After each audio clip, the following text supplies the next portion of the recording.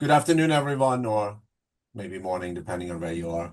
So welcome to our CoE webinar, where we were going to talk about sort of an introduction to AI and how it is being used, could be used, and some foundational knowledge as it's relevant to food safety and enteric disease surveillance.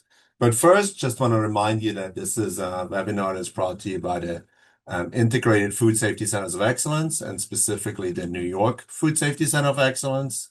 And we are one of 5 centers across the US, with the other ones located in Tennessee, Minnesota, Colorado, and Washington. And on this first slide, you can see some of our main activities.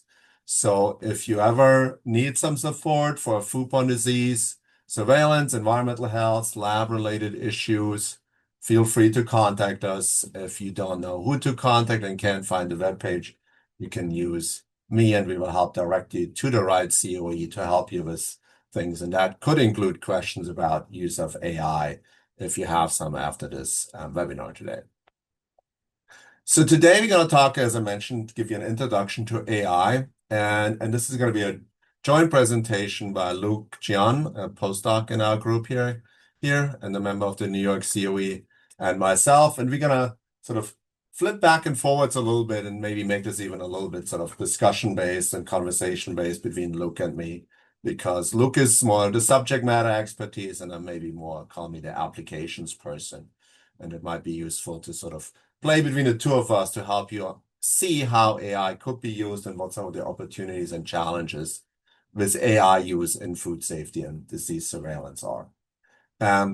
We also have Anna Schumann from the CoE here, so she will monitor the chat.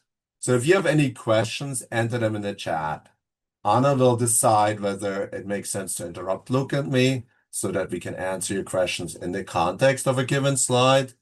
So if you have something that, hey, this slide right now, I'm just confused about X, Y, or Z, type it in the chat, and Anna will stop us and we backtrack and make sure we explain it. And then she will keep other questions for the end of the presentation. They're more appropriate for sort of more of a broader discussion.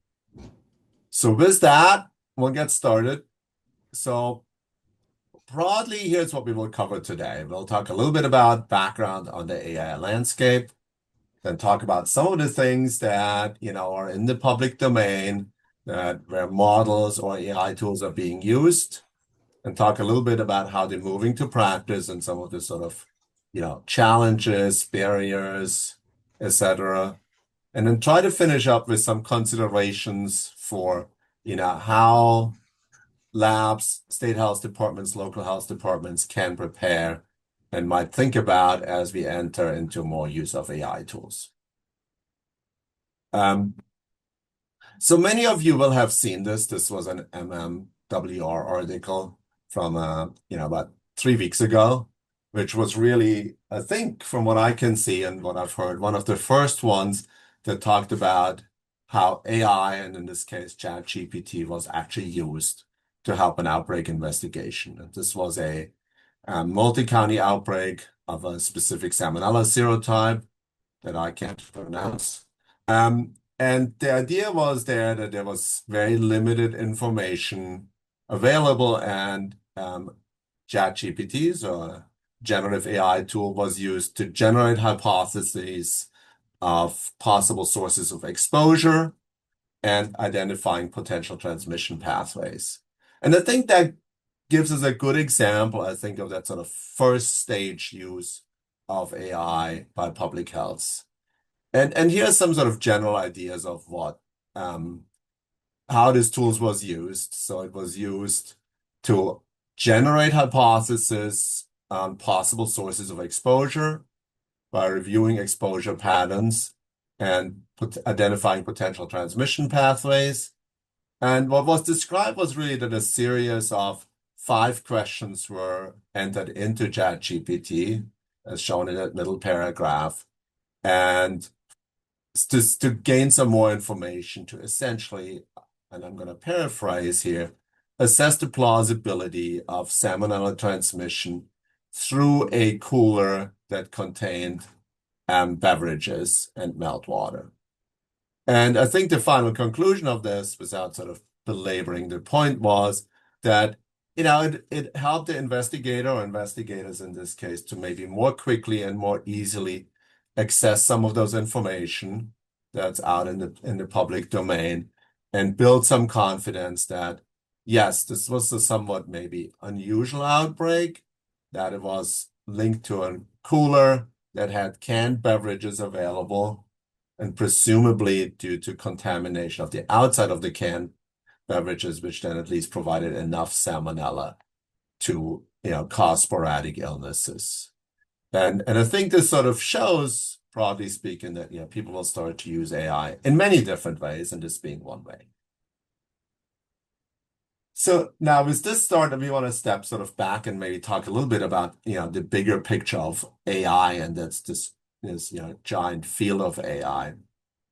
And what I want to do is just sort of level set a little bit on different AI tools. And the first distinction that always made it easier for me to think about AI is to separate out generative AI, and these are these large language models, the ChatGPTs, Geminis of the world, from predictive machine learning tools that are used more for different type of analyses and often to try to predict when an outbreak might happen or when we might have an abnormality.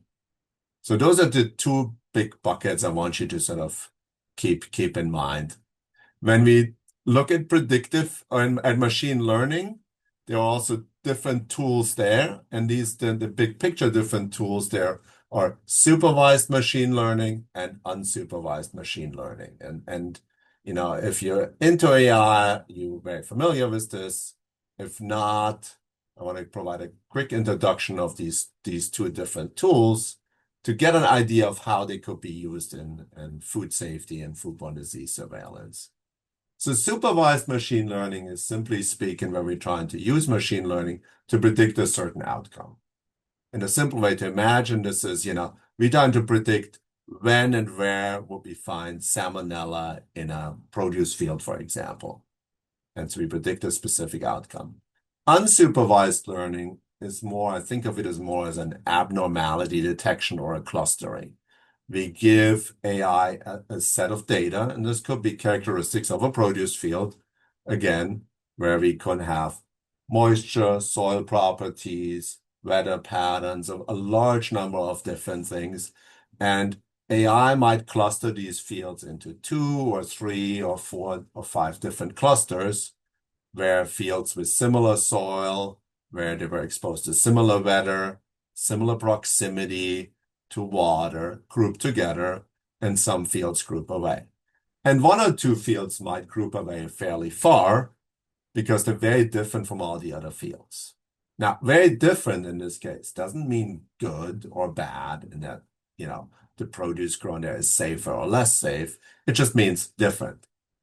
But once you have unsupervised learning, it can help you identify these outliers, these unusual occurrences, and say, we should look into that further.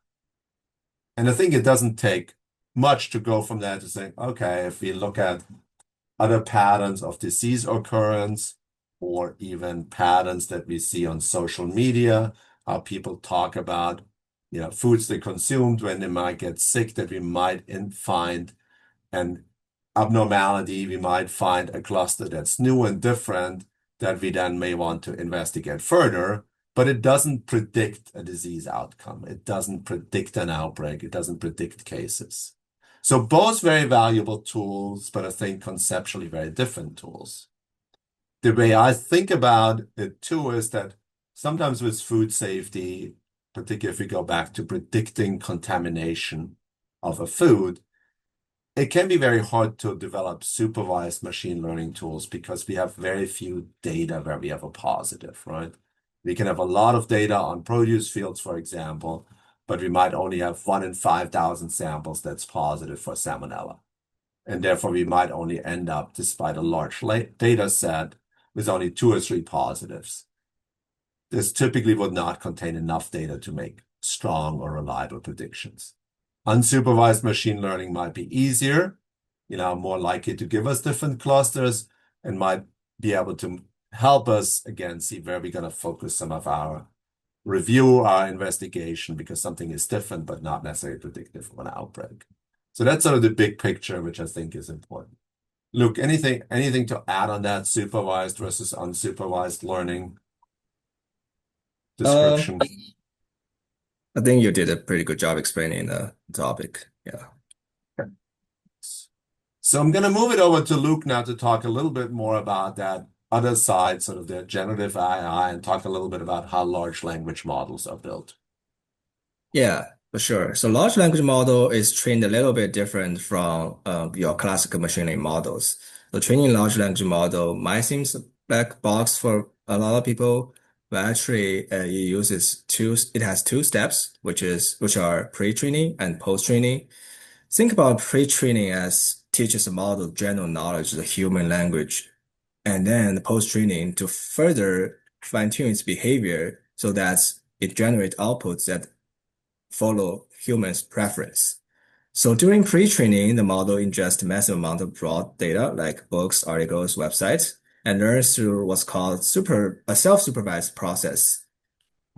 So in this process, model can break sentences into two parts, a preceding sentence and the next token. For example, Cornell University is located in Isaka, and then the model will break it down to Cornell University is located and then Isaka. So the goal is to be able to predict the next word, which is Isaka, based on the preceding sentences.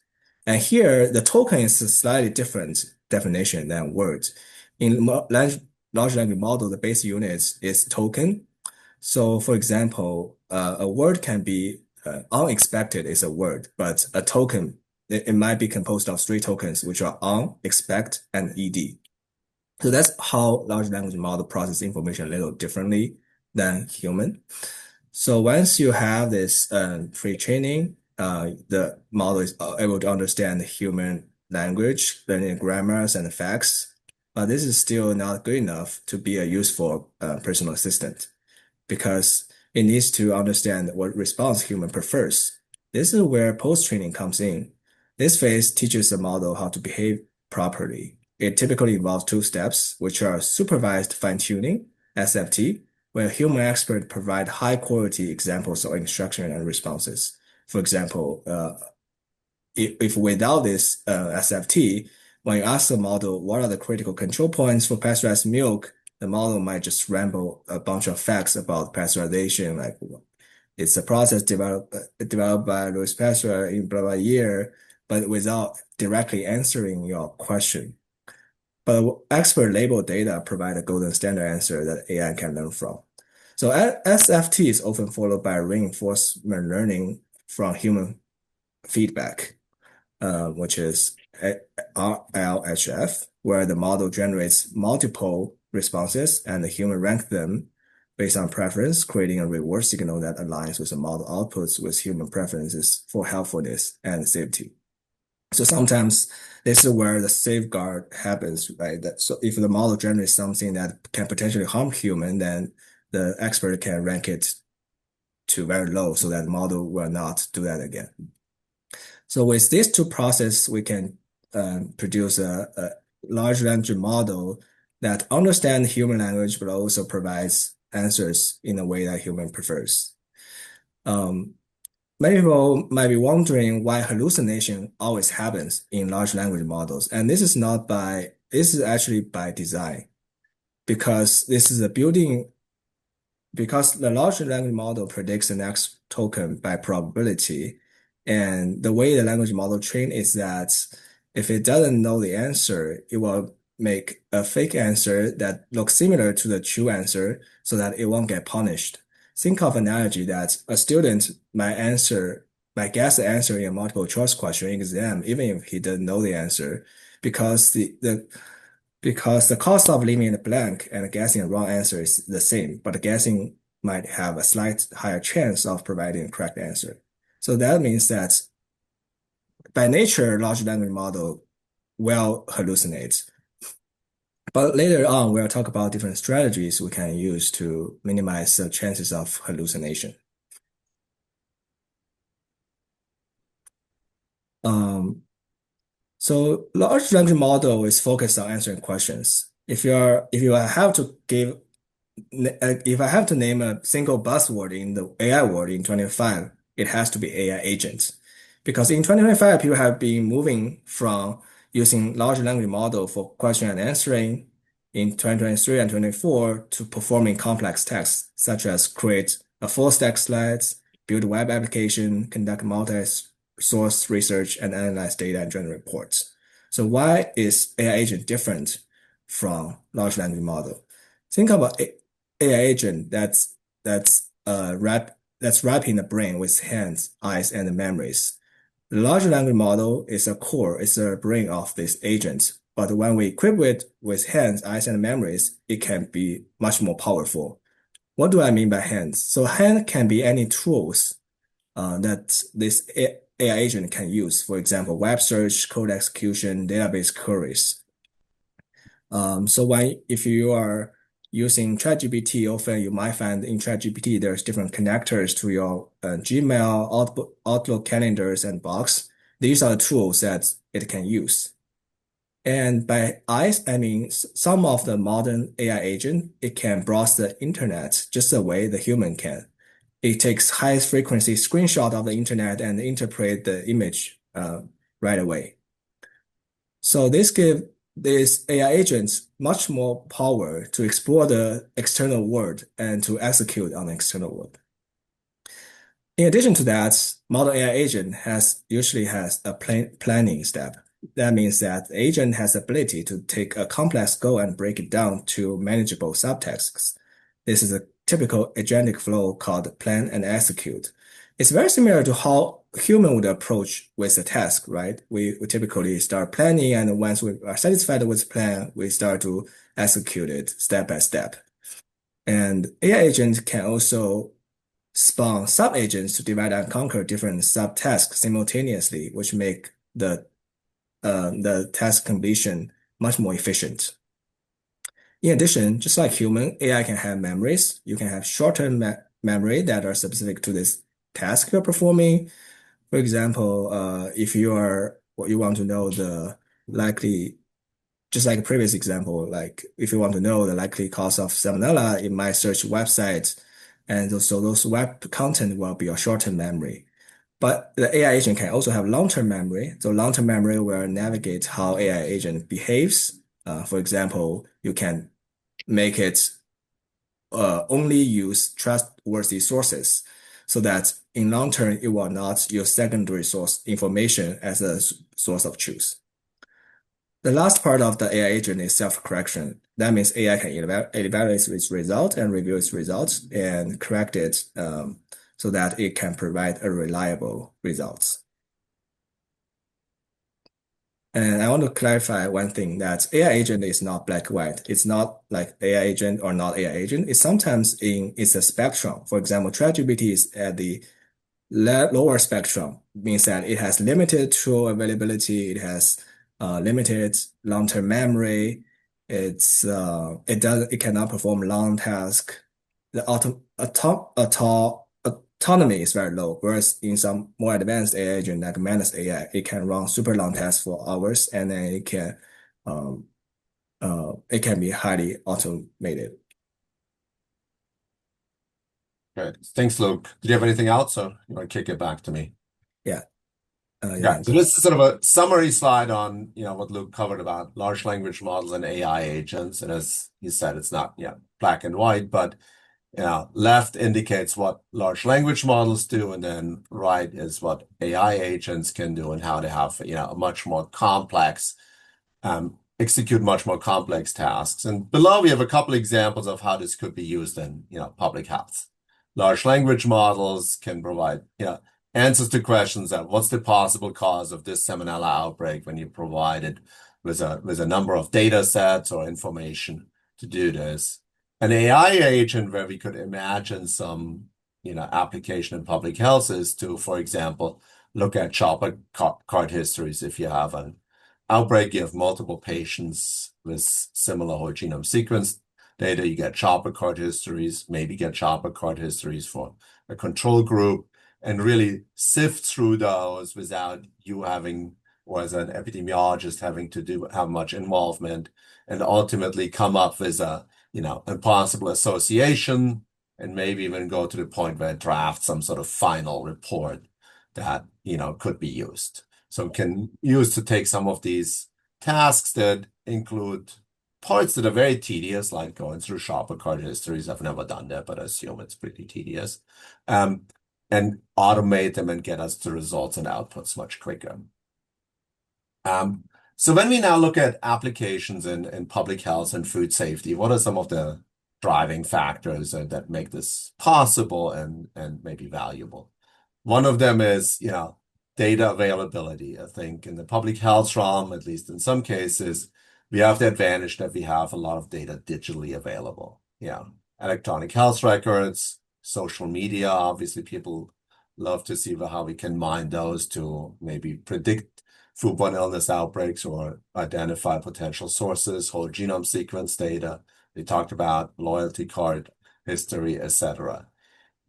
That data availability might not quite be there when we talk about what I would call sort of more core food safety applications. If we're trying to help a small processor um, analyze their data to identify trends or other things, when the problem is that most of these data are actually in non-digital form. So it's one of the advantages in the realm we're talking about is data availability. The other one is that, the accessibility of tools, we have more and more open source large language models that can be run locally on the infrastructure of an agency. So might alleviate some of those classical concerns about uploading data to the cloud, etc. And I think there's ultimately a need for some of those tools as we look at some of the more tedious tasks that are involved in food safety in general, but also in outbreak investigation and surveillance. Luke, anything to add to this one, particularly to the last two parts? Yeah, so a lot of so for large language model, there's open source and closed source. Closed source means like for ChatGPT and Gemini, they want to protect their models, right? And then open source models like DeepSeek, Qian, they're not as powerful as like 2 years ago. They're not as powerful as this closed source model, but they're getting better and better and perform equally in a lot of benchmarks. So you're getting more promise for deployment at locally. So, and Luke, correct me if I'm not presenting it correctly. So it really we're in a stage now where you can put these models on your own computer in your state health department or in your public health department and not have these data essentially go outside your jurisdiction, which should facilitate some of the use of these tools. Yeah, that's exactly right. And it also lowers the cost a lot because you only need to buy the GPU to run the model. Instead of if you're using an open source model, you have to pay how much you use to the ChatGPT, which, can be a lot if your agency is large and the use is extensive. So talking about it, if you would want to get a GPU, set something up like what would the cost of that be It roughly? depends on the size of the model. Some like smaller models like Olama, you can get away with like $1,000 GPU, but like for a better model like GLM, like these are huge models, you might need like $3,000, $4,000 GPU to run. But that's just to run the model. If you want to further develop a model for fine tuning and things like that, gonna be cost more. Um, yeah. And when you say cost more, what does that mean? Can you put a Well, dollar okay, sign because on that? no, nowadays people are moving away from fine-tuning your model because you're never gonna train a better model than those companies because they're dedicated to those. You are building more on the peripheral, like you're using you're providing better documents for this model to use rather than further train the model for your own purpose. And it probably is also the way that apply to more specific questions and that you will or someone with expert knowledge will check it. So they don't have to be perfect. They just gotta sort of, simplify some of those tasks. Is that a fair statement? Yeah. Yeah, Oh, exactly. So it depends on use. So like if your use is question answering, very basic needs, you don't need to have like super fancy model. But if you're using it to build an agent that's gonna do complex test, different model perform differently with tool calling capacity. Some model know when to call the correct tools, when to do the search, when it needs to do, but some models especially smaller models are not capable of doing that. Thanks. But in general, these AI applications can span the whole area from, farm to, foodborne disease surveillance and anything in between. And on the farm side, obviously, in general, that would be more on the preventive side, where we're trying to use AI to maybe predict when a certain field might be higher risk for foodborne contamination, which then might trigger things such as enhanced testing, or maybe even to a point where we say we put this product into a different use, or potentially even use a field to not grow ready-to-eat product, but grow product that is more likely to be heat treated. So conceptually imagine if, AI tools with a lot of data say, this field in the fall is at a substantially higher risk of salmonella contamination. And therefore, we're not going to grow romaine lettuce there, but we might grow sweet corn that becomes canned because we have a specific supply chain. Yeah, maybe not quite realistic, but conceptually definitely something people talk about. And this is, just to give you sort of a practical idea how this could be done. So these are some models that we've developed on, for example, predicting contamination of surface water with pathogens. And we can collect data on surface water, such as, turbidity, water flow, proximity to certain landscape. Is it close to cow farms, not, et cetera, and ultimately use that to predict the likelihood that there would be pathogens in the surface water, and that can be used to, for example, predict and better manage interventions of surface water. Do we treat it to reduce pathogen numbers? Do we not use that water, et cetera? Now, you could flip those models around, saying if you have a possible foodborne illness outbreak small outbreak that's linked to a specific production area, you could use these models to also see, well, which surface water is most likely the source, and then initially focus your sampling on it. So it could help with environmental health investigations to focus sample collections on some of these areas more likely to be the sources of a pathogen. And similarly, and talked about that a little bit conceptually, you can use data to predict which fields or which are more likely to contain pathogens. Again, some early work that we did that utilizes some of these AI tools, but much earlier versions of some of these machine learning tools, where we mapped out a set of fields, and these are Cornell fields, so these are not commercial fields. And you can put in a heat map and essentially say, this is where we're more likely to have Listeria contamination. And, some of those higher risk spots are, due to proximity to streams and other landscape features, for example, that might impact the risk of Listeria. And again, if this were a farm where you said, we have a small outbreak that is linked to this farm, and you have a heat map like this, or you can rapidly generate a heat map like this, you probably would spend less time sampling in the blue areas and more time sampling in the red areas that indicate a higher prediction of pathogen contamination, because they're more likely to present the source of this outbreak. So you can, better utilize your resources.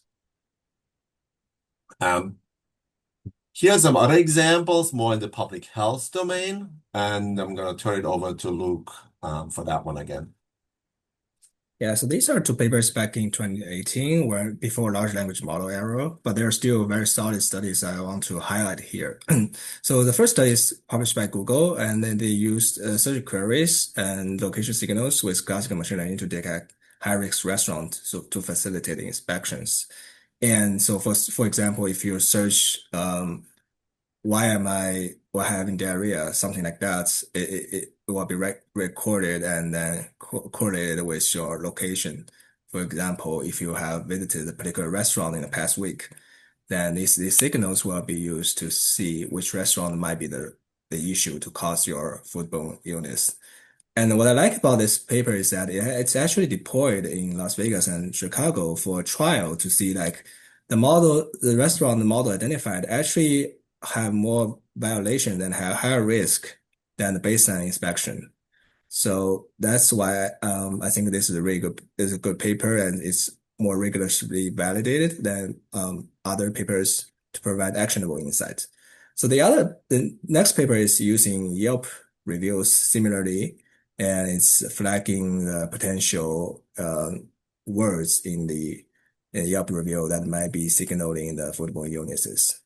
However, these two papers also have limitations. Back then, because I think it's limitation of the era, back then there's no large language model, and then the natural language processing technique back then can only focus on few words. Like they use n-gram tech, which means that you are only look at one word or two words instead of looking at the whole context, right?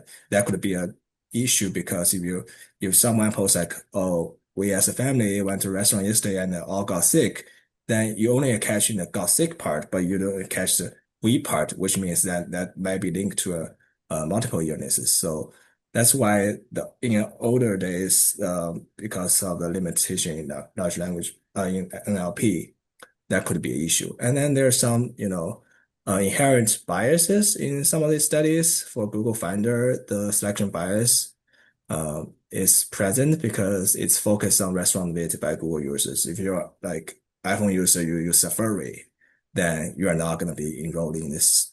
Your data will not be enrolled in this study to generate insights. And similarly, for the Yelp monitoring study, the limitation is that it's it's good at predicting one use case, but like for Yelp reviews, like I mentioned earlier, if you say we got sick, then it's not good at detecting multiple illnesses, which might be important for detecting outbreak. And I think I saw at least one person from New York City on this jumping on this call at some point. So if you want to, you know, unmute and jump in and add something to it now or later, feel free to do so because we may not 100% interpret this the way you think it should be interpreted. So we'd love your input on that. Okay. So then, as Luke pointed out, there is some recent advantages that, if you look at the published literature, you can see some more advanced natural language processing models. And I'm going to use this a little bit as a case study to sort of caution people also to not do what, I would do initially, sort of do what I call science by headlines, right? Because if you look at some of them, they sound fairly sophisticated tools that, can really improve potentially, outbreak reporting, etc. And I'm going to take that middle one, that Twitter surveillance pipeline, and dig into that paper a little bit deeper to show what was actually done and then see some of the weaknesses of some of these studies. Because we have to be honest, there's somewhat what I would call a feeding frenzy now, and people trying to quickly publish some papers, and might also leave us sometimes assuming some of those tools have been more advanced than they actually are, at least for some of those papers that come out. So if you look at that middle paper, it talks about a novel foodborne illness detection and web application tool, and it makes it sound like, the descriptive and predictive analysis of collected data combined with ground truth data reported by CDC, and makes sound really good. But then when you really dig into the substance, it's here. And what is that telling us? It tells us Norris data indicate chicken is the most common entry. And I'm going to superbly simplify. And if you look at Twitter data and people mention illness and the product you consume, guess what? Chicken is number one. Okay, that's interesting. I doubt we needed AI for that. I also doubt that that's going to move, food safety that much along. And then you could move on, number three is salad and both of them. So I hope none of them, well, even if some of the authors on there, I can defend it. I think it's cute. Yeah. I don't think this is going to be what's going to make a difference in foodborne disease surveillance. So I do think we need to be careful as we evaluate those new tools and really look at what is actually really happening in these papers. And are they really moving the needle in terms of providing better tools, or the, academic publications that might not advance things that much? They also did, for all fairness, report an outbreak forecasting model. And those of you deeper in public health, I would love for you to look at this. But I tried to read this and I had no idea what they predicted and how they predicted it. And some of the limitation described that their model appears to be quite accurate in predicting whether Norris or Twitter cases will exceed 200. Now, again, without actually truly seeing what's happening, these descriptions were somewhat limited. If we have tools that mainly help us with outbreaks with more than 200 people, that's a very small universe of the relevant outbreaks, so probably not as relevant. So I think it's going to be a challenge for all of us to differentiate the valuable and not so valuable tools as we look at some of these publication and tools now and going forward. Two other tools that I think I'm a little bit more excited about. These are some tools that provide early warnings of outbreaks, and it doesn't, or illness clusters. It's probably the better way to describe it. Blue Dot, this was a tool that was claimed, and probably rightfully so, that it found that there was some unusual activity and some that about, I think, a week before we actually announced or found that COVID was happening. So I think it provides us some signals that things are happening that indicate outbreaks that we can't define what they are, but at least put us in an enhanced alert. EpiWatch, very similar, is uses open source data and think Twitter, web pages, other things to provide warnings or early signals that we have some outbreaks may be happening in specific areas, or maybe some unusual disease activities happening in specific areas, and provide some early warning systems. So I think these can be useful, and at least some of them have been evaluated a little bit more vigorously. Luke, anything to add to those two? Yeah, so Blue Dot is like a company, they use a lot of like traffic data. I think that's particularly important for infectious disease, because like traffic patterns are so I think similarly for foodborne disease, we need to think about what are the novel data streams we can use for foodborne disease specifically, and then how can we incorporate those. So when you say traffic data, I mean, it's like, airline traffic obviously would be one. Is it other traffic, even like car traffic too? Or are we saying like more people trying to drive to a hospital, so we indicate that something is going wrong? I'm trying to be funny, I which I'm not.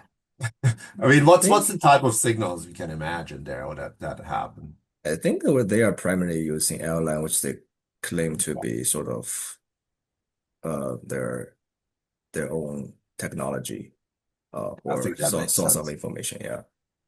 And I think that again, important to understand what they do, because I think it would be more for international outbreaks maybe than for more localized outbreak because of that. But I think the tools could be applied to other things. So again, the goal here is not to say here are tools that you should use tomorrow, but more illustrate the types of new data we can use and how we can use AI to get us faster to either detecting potential clusters or maybe even getting better at identifying the sources of clusters. Luke, I'm gonna flip that one over to you again. So in previous slides, we talked about how AI can be used for surveillance and early warnings. And also AI can also be used for handling document work, which takes a lot of investigators' time. So a lot of these large language models are trained or particularly tuned for use for computer science, medical science, right? And the food safety is not the priority for the developer of these models to think about. And for example, OpenAI, when they evaluate their models for their performance in different tasks, they use industry like finance and top nine industry. So food safety, how these AI tools can perform in food safety related documents is something we need to evaluate and think about because the performance might be different. And then that's why this paper came in. So it's the first natural language benchmark for food safety document summarization. Basically, the paper evaluates large language model on different tasks. For example, evaluate multi-label classification. Yeah, is this text about sustainability or foodborne pathogen? and then document retrieval, and then RAG-based question answerings. So it shows that LLM-generated summaries match or outperform human summaries across all tasks, meaning that the large language model summaries is better for information retrieval because it contains more comprehensive information.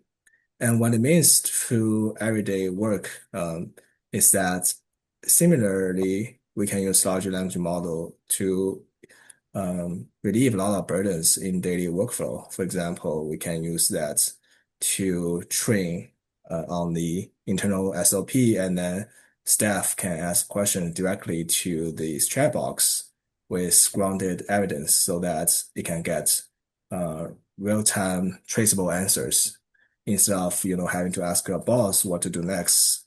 You are be more um, be able to get answers more quickly, and then it's not gonna be a blocker for your daily workflow.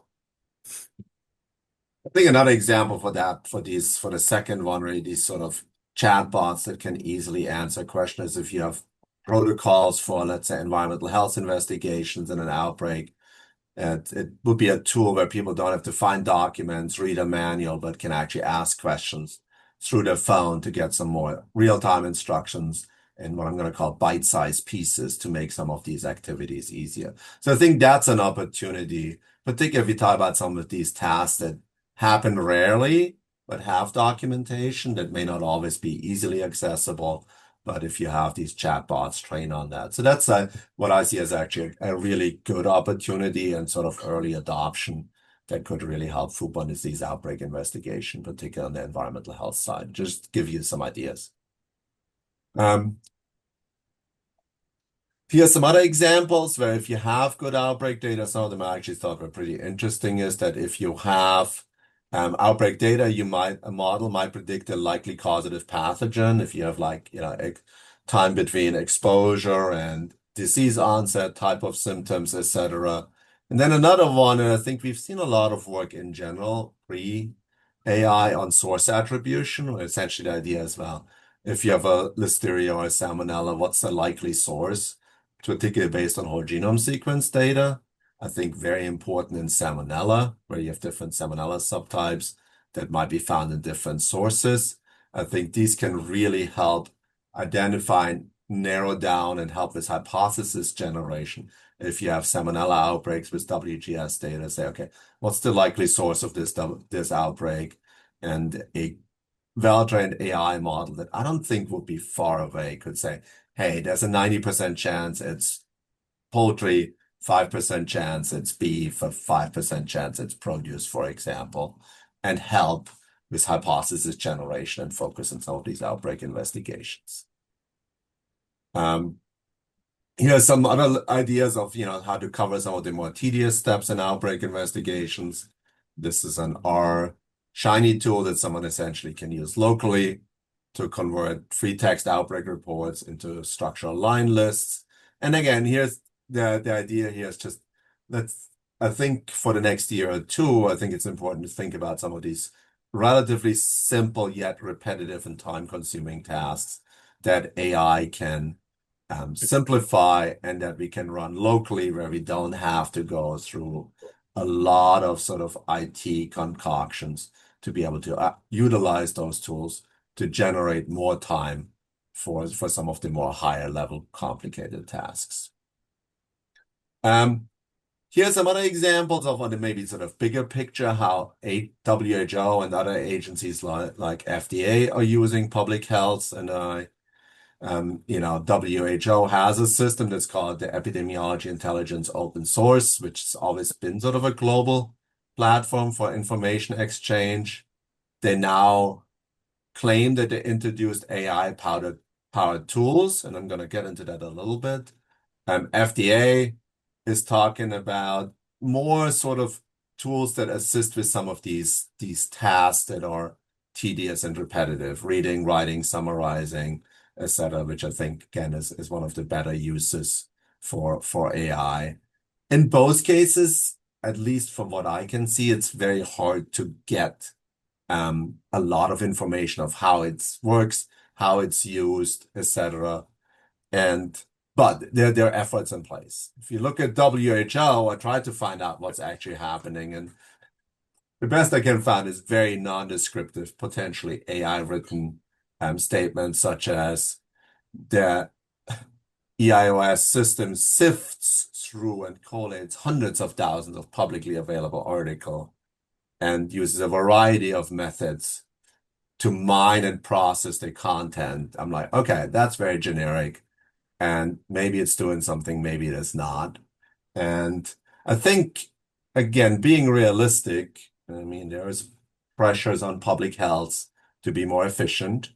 And I think from people that are not, what I'm going to call in the trenches, there might be pressures like, hey, we read all about this AI stuff. Wall Street Journal talks about how everyone can cut 20% of your workforce. Why do we still need all these people in public health?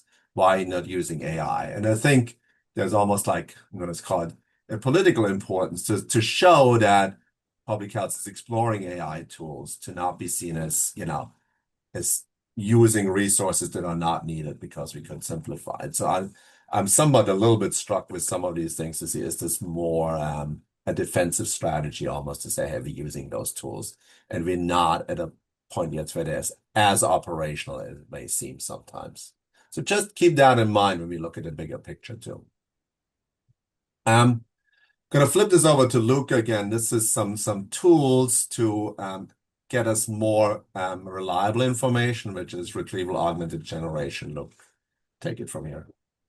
Yeah, so this is the technique typically used for chat box or question answering if you want a more reliable answer. What it essentially does is that you have a database of all the documents ingested in a standardized way, so that when AI is trying to answer your questions, it can use semantic similarities, for example, looking at the similar patterns of words to the document it has access to, and then to answer your questions using those documents. So the good thing about that, it's quick and it provides fully traceable.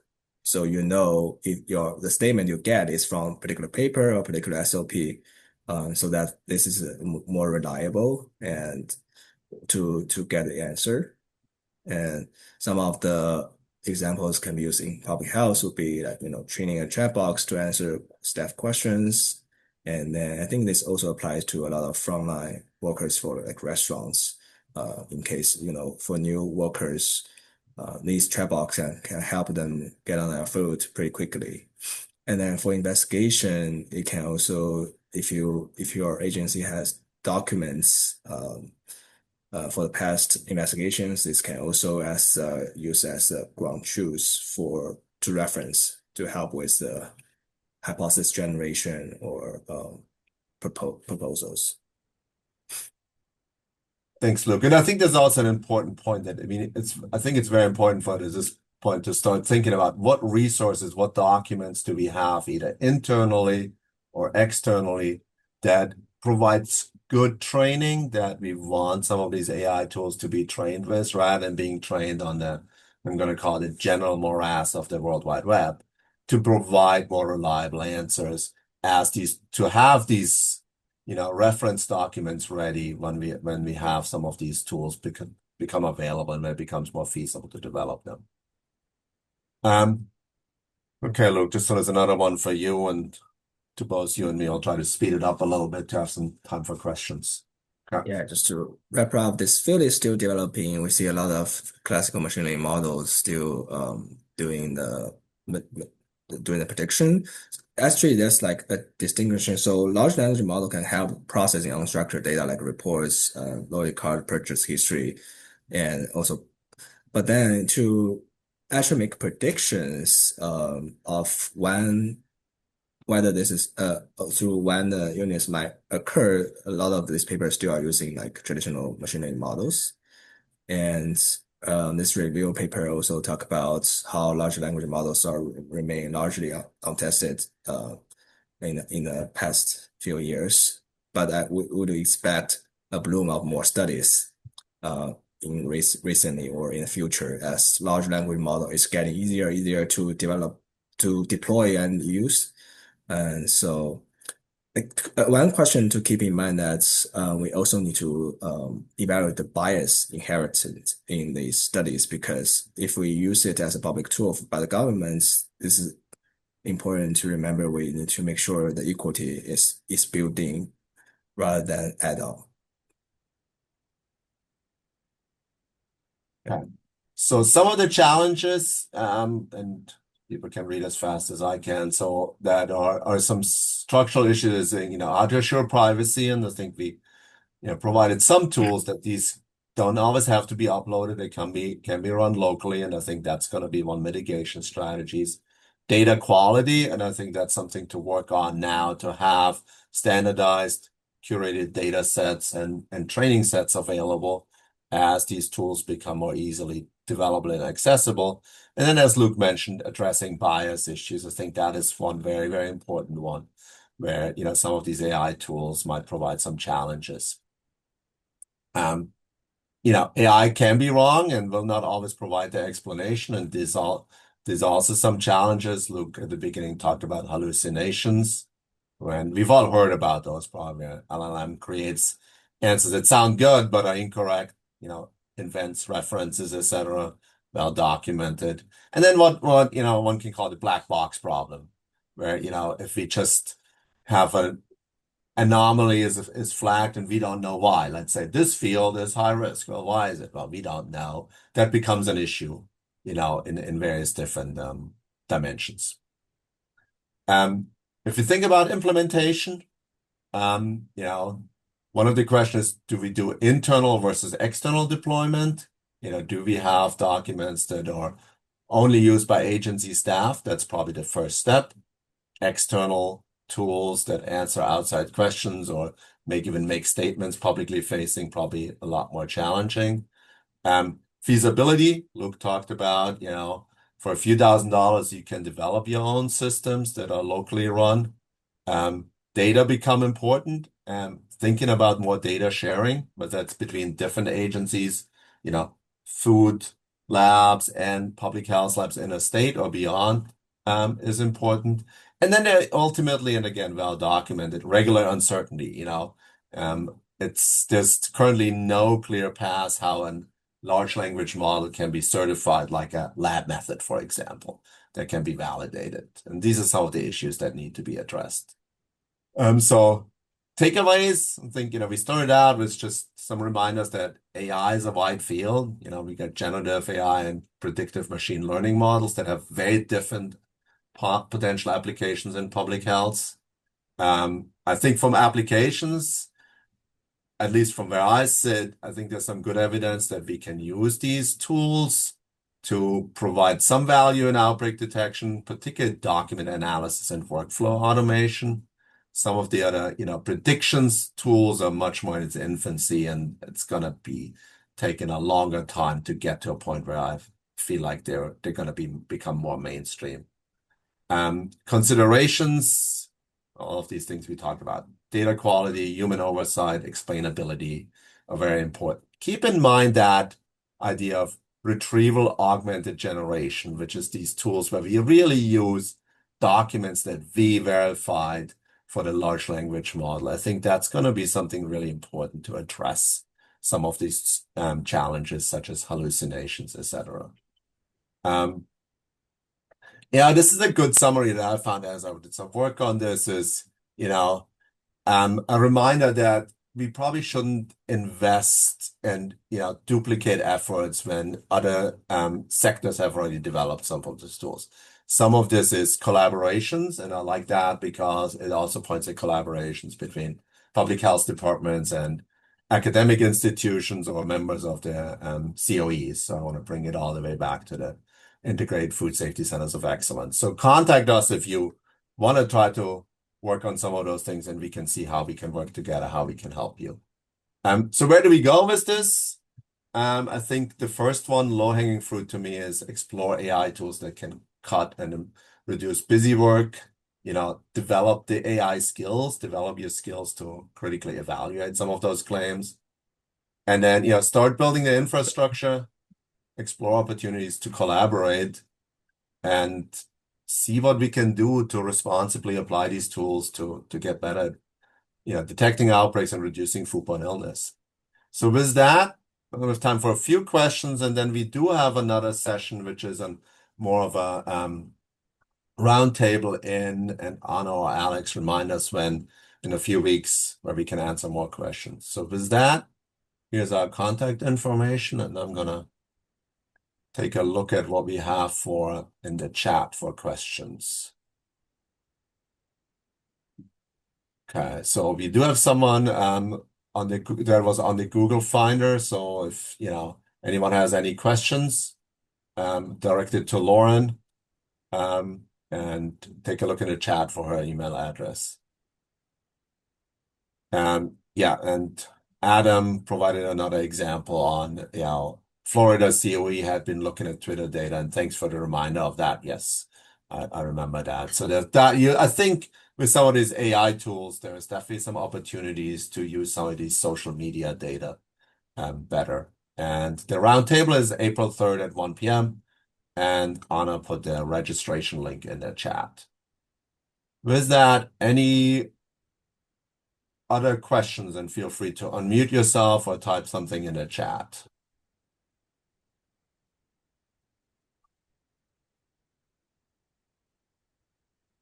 Okay, so Lou, can you explain a little bit more about the task and the agentic workflow for assessing public health risk? Luke, do If you you want to can, start that? uh, what would be a task that you think, if you can give me a task, I can, break down to how the agent would probably I approach it. think I think some of it could be, for example, even test results on salmonella test results. What's the public health risk associated with different salmonella findings? I think to me, and maybe it's not quite answering your question. I think one of the big opportunities is really this: if you find specific salmonella in an outbreak, to identify likely sources and help with hypothesis generation, and maybe even beyond that use some of these tools to help with hypothesis generation. The good news is it doesn't provide an answer, but it helps us figure out where to focus. So I think that will be one application on that. Yeah, Look, I have if, another one for you on hallucinations. I mean, any other ideas of how to reduce the risk of hallucinations if you use some of those publicly available tools like ChatGPT? There are things you can do as you ask your questions to reduce the risks. Yeah, so in addition to RAG, which is, you have to build it. Like if you use everyday use, you can use what's called prompt engineering to help reduce hallucination. Prompt is what you query what sentences you type into the ChatGPT. For example, there are some useful tips how to reduce the chances of hallucination. I typically do like if I want to make sure it's providing an actual answer, I would say critically review your answer before providing the question or providing the answer. And then sometimes it's, when it comes to AI, it likes to summarize the original text, right? Which I don't like because I want to see the original text, what it says to make sure it's delivering what it actually says. So I would say like quoting the original statement to make sure you are not making things up. Things like that can help reduce the chances, but it never prevents the hallucination. With more modern AI agent, it has a review step built in. For example, before it provides your answer, it will cross-check the content with the original source to further prevent the hallucination. So yeah. So either use better tools or use better prompt engineering to reduce that risk.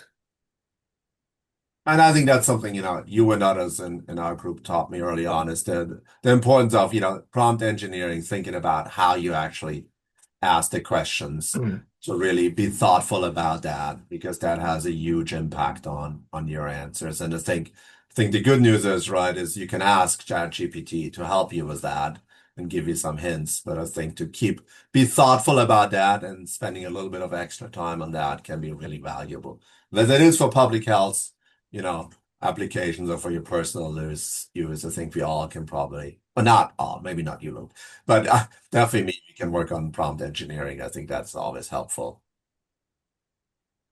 Okay. Any other questions, comments? We got about a minute, well, not even quite. So going once. Okay. twice, three times. Thank you all for attending. I hope this was useful, and hopefully I see some of you on April 3. If not, feel free to reach out to us with any questions. And thanks, Luke, and thanks everyone. Bye-bye. Thank you.